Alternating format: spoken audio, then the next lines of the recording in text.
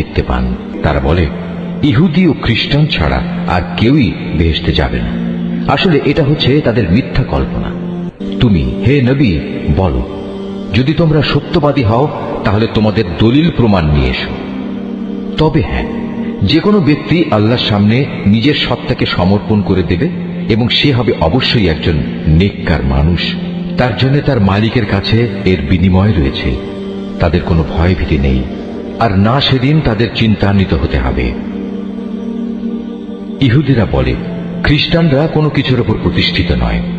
খ্রিস্টানরা বলে, ইহুদিরা কোনো কিছুর উপর প্রতিষ্ঠিত নয়। অথচ এদের অবস্থা হচ্ছে, এরা উভয়ই আল্লাহর কিতাব পাঠ করে, আদৌ আল্লাহর কিতাবের কোনো কিছুই জানে না। এমন লোকেরা আবার এদের উভয় সম্পর্কে একই ধরনের কথা বলে। তারা যে বিষয়ে মতবিরোধ করছে, আল্লাহ তাআলা শেষ বিচারের দিনে সে বিষয়ে তাদের মাঝে মীমাংসা করে দেবেন। সে ব্যক্তির চেয়ে বড় জালেম আর কে আছে, যে ব্যক্তি আল্লাহর ঘর মসজিদে তার নাম স্মরণ করতে বাধা দেয় এবং তার ধ্বংস সাধনে সচেষ্ট হয়। এ ধরনের লোকদের বস্তুত তাতে ঢোকার কোনো যোগ্যতাই নেই। তবে একান্ত ভীত সন্ত্রস্তভাবে ঢুকলে তা ভিন্ন কথা। তাদের জন্য পৃথিবীতে যেমন অপমান লাঞ্ছনা রয়েছে, তেমনি রয়েছে পরকালে কঠিনতম শাস্তি। এরা কেবলা বদলের ব্যাপারেও মতবিরোধ করেছিল, অথচ পূর্ব পশ্চিম সবই তো আল্লাহ তাআলার। তাছাড়া তোমরা যেদিকেই মুখ ফিরাবে সেদিকেই তো আল্লাহ তাআলা রয়েছেন। আল্লাহ তাআলা সর্বব্যাপী এবং জ্ঞানী। খ্রিস্টান লোকেরা বলে, আল্লাহ তাআলা অমুককে নিজের সন্তান রূপে গ্রহণ করেছেন, অথচ যাবতীয় পবিত্রতা একান্তভাবে তাঁর। তিনি এ সব কিছুর অনেক ঊর্ধ্বে।